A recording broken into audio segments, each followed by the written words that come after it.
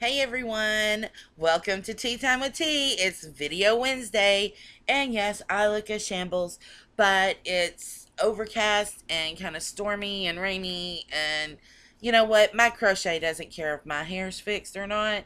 And to be honest, I'm human. I don't have my hair fixed every day. I'm not wearing makeup. I did paint my nails in half darkness last night, so I don't know how well they look, but there they are. Um, I was tired of the chipped look. Excuse the mint in my mouth. I kind of got a little scratchy, itchy thing going on. I need a haircut because, as you can see, I'm fuzzy.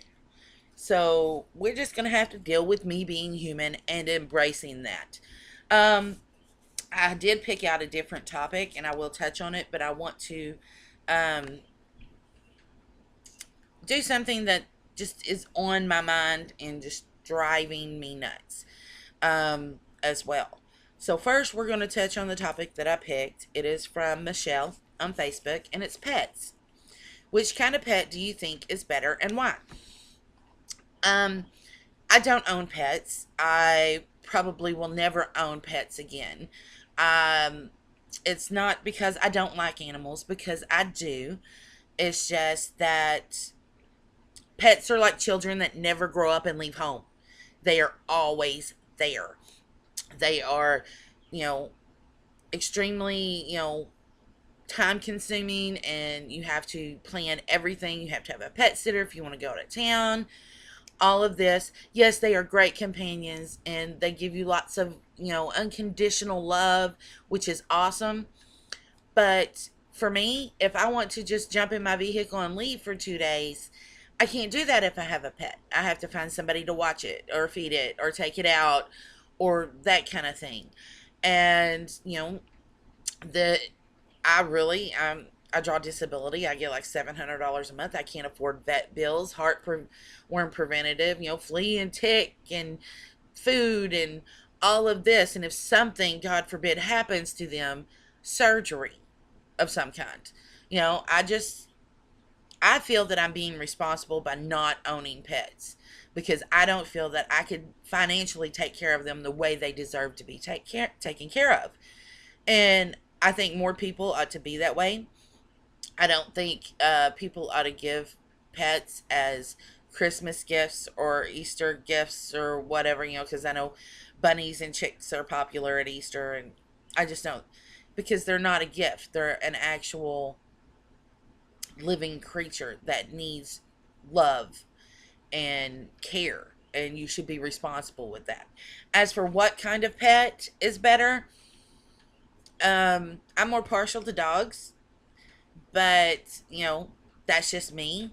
If I could, I'd own a dragon, but to be honest with you, because dragon's my thing. But we don't have dragons, so can't own a dragon. Um, there are people that are cat people. There's people that are snake people. Ferrets, dogs, fish, birds. I do not like indoor birds. I like to listen to the birds outside, but birds are messy. My mother had birds for years, and they drove me crazy. They threw birdseed everywhere. I hated cleaning the cage. It's just not something I would recommend if you're not a patient person. But that's basically it on pets. I don't have a great big old opinion on it, but I just I don't want the added responsibility, and I'm not going to make another living thing suffer because I don't want to be responsible for it.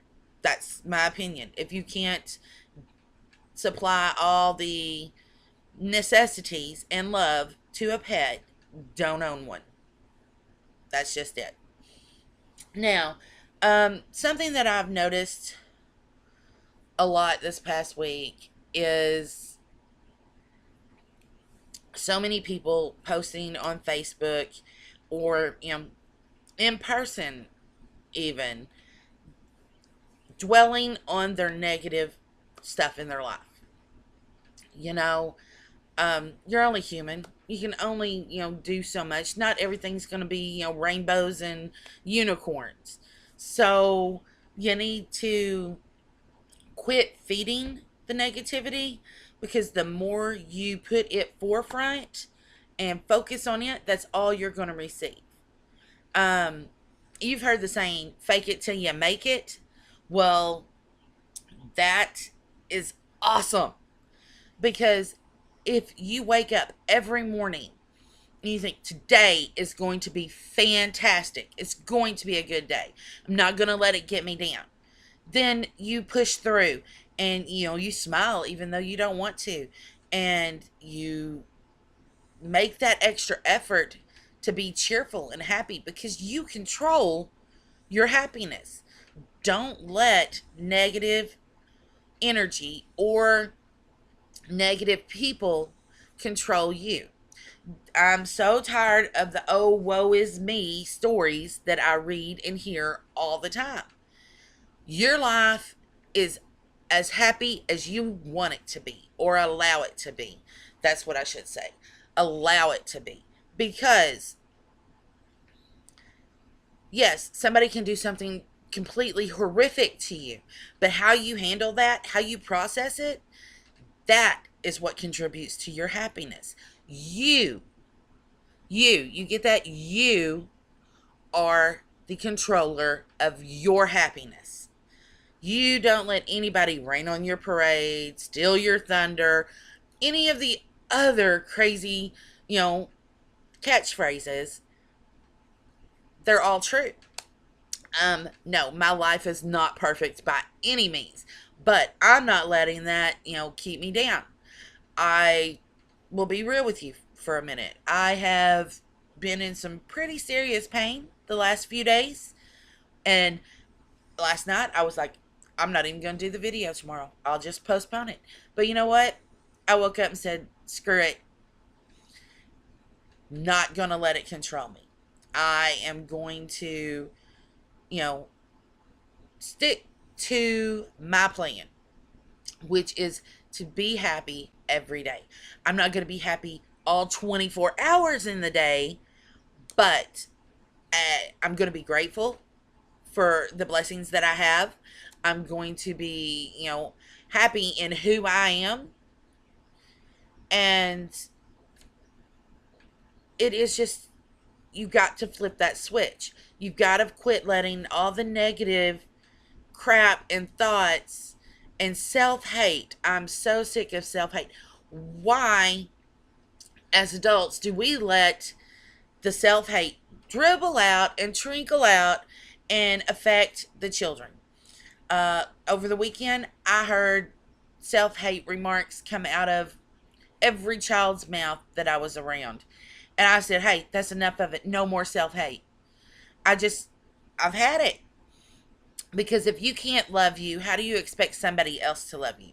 If you don't respect you, how do you expect somebody else to respect you? It all boils down to you. And I'm not saying that as a selfish thing either. But internally, if you are not happy, if you do not love yourself, if you do not respect yourself, how can you expect to receive those things from somebody else? I know that's a hard lesson for teenagers to learn, but as adults, we have to show them how to respect ourselves and love ourselves. And, it's a hard thing for anybody, actually. But you have to do that soul searching, and you have to, come to terms with being human and making mistakes, but not dwelling on them and letting them run your life or your emotions. There's, nothing wrong with having emotions. It's how you utilize them, because you feel the way you feel for a reason. They're your emotions. They're not wrong. It's just, over dramatizing something that, is not really worth it, and then really not giving a crap about something that you really should care about. I mean, how someone treats you. They only treat you the way you allow them to treat you. Let me repeat that. People only treat you the way you allow them to treat you. You have the control. You can't control them, But you can control whether you take that or not. And by taking it, I mean, if they're treating you badly in the relationship, whether it's a friendship or a personal relationship, you do not deserve to be treated badly. You are wonderful and you need to be treated wonderful.